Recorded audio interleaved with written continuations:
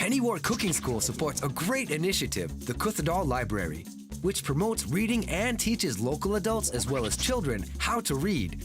I'm meeting the generous person behind this project, and hopefully I'll get to learn how to throw together a feast from scratch, Myanmar style. I just giving for the Pennywort is one kind of our medicine. Our local medicine we only eat for the salad for the inside.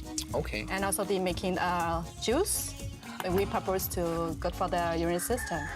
Okay. Otherwise, they are living the small root on the ground. They can be grow easily. So we call a long life plant. Ah. Yeah, that's why we take the names for the cooking class. It's time for the Pennywort. 2 full spoon peanut. The more peanuts, it's more taste. The same amount, half the spoon Half spoon. salt, 1 lime. Oh, 1 lime. And then 1.5.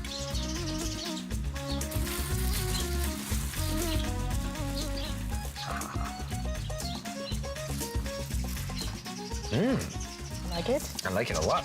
Cooking is a passion that comes straight from the heart, and for May, she channels the efforts of her labors into funding the Kuthadal Library, located next door, and it's managed by her brother Thuya.